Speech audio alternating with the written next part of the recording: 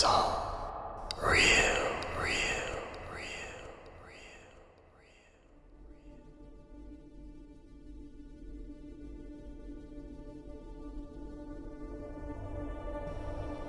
When I was younger, each summer and almost every New Year, my family would pack the car and go on a road trip to visit family in Mexico. We never had any problems until one particular trip when I was 8. Like every road trip before, we left our home in North Texas around 6 p.m. in order to reach our destination the next morning. So around 2 a.m., we crossed into Mexico, and that's when things got weird. When you're on the only stretch of highway in the middle of the desert, you don't tend to freak out about having the same car behind you for miles. It was practically pitch black outside of our car windows, the only visible shapes being the dotted stars and the eerie silhouettes of the cacti.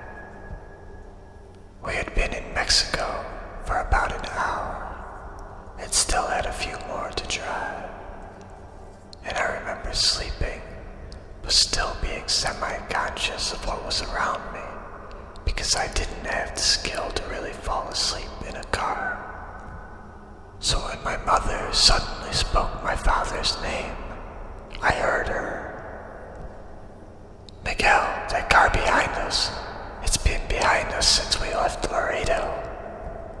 My dad looked at the car and shrugged off my mother's tension.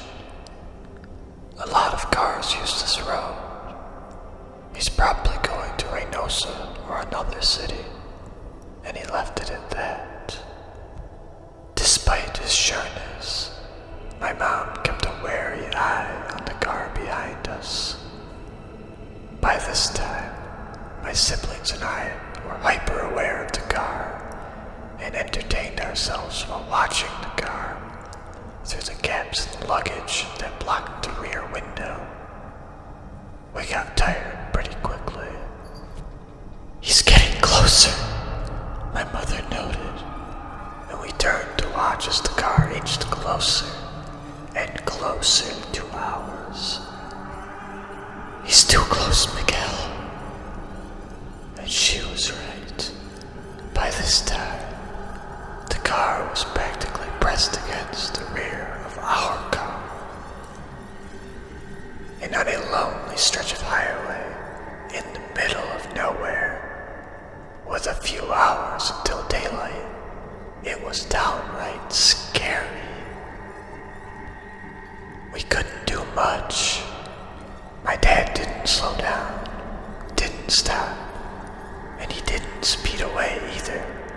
He just drove, and the car followed. The next 30 minutes were the most tense we had ever experienced. The car would ease off sometimes, only to press its blinding headlights against our rear once more. Like he knew he was freaking us out and enjoying it. It was during one of the periods that the car had pulled away that my mom spotted a police car up ahead, parked on the side of the road, and she didn't miss a beat. "Pull over, right in front of the police. Pull over right now, Miguel." And he did, and the car kept driving. I wonder how confused the policeman must have been as he watched my dad park our car right in front of him. The policeman came over and asked what was wrong, and my mother urgently told him everything about the car, the way it followed and taunted us. The policeman took her claim seriously and told us of how people were victimized and had their cars stolen on these empty highways by thugs and criminals. He then offered to drive behind us for a while to make us feel safe. We drove off with the police cruiser behind us, relieved. Until about 10 minutes later, when we saw something that confirmed the policeman's words and my mother's worst fears.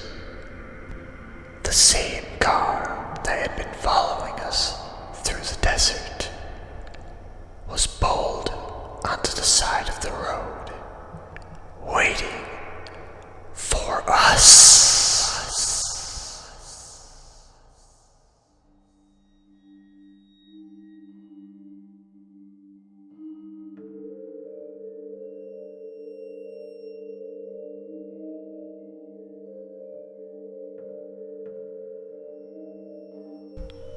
I was 15, living in the Mojave Desert in Southern California during the 90s.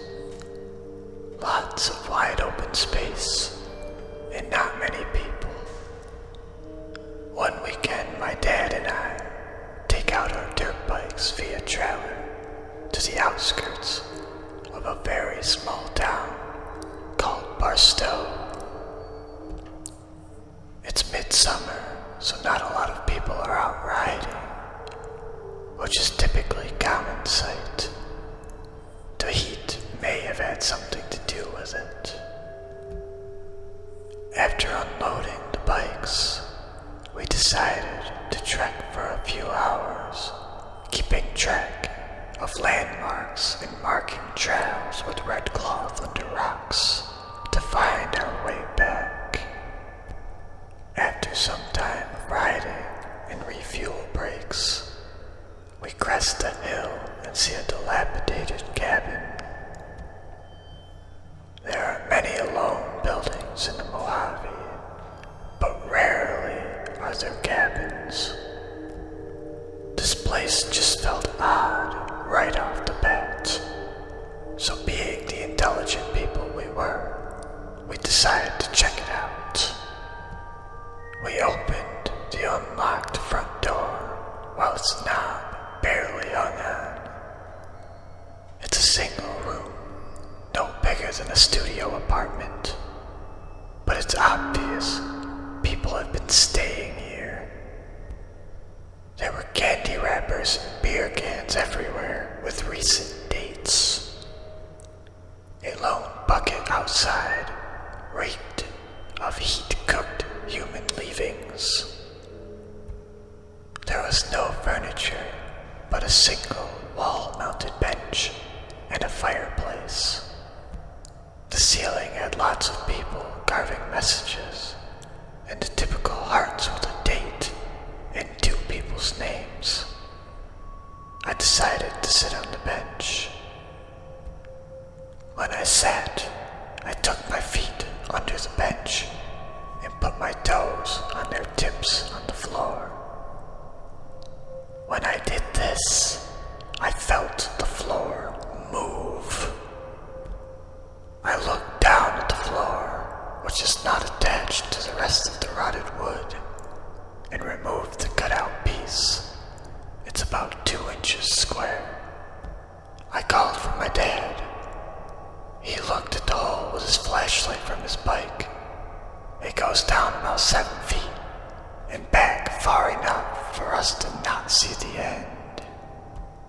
That's when my dad looks at me and says, "Well, I'm too fat to check it out. You gotta see what's down there."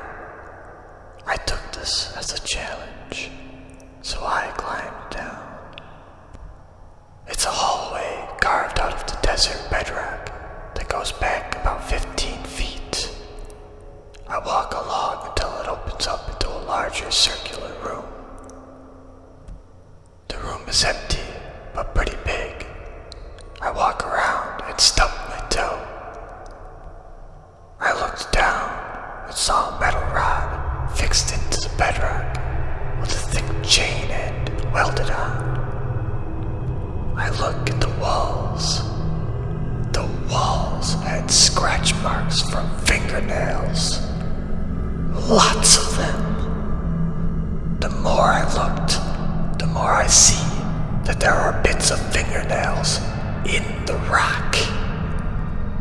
My eyes water and my heart raced. I am freaking out. I ran to the entrance and tell my dad everything while trying not to cry. He looks worried. So we get on the bikes and get into high gear. Following those red rags we left as landmarks was the most stressful time I can remember having. We get to the truck, load up, and book it home. Dad hid the truck in the garage for a few days after that, to be sure no one recognized it if we were followed.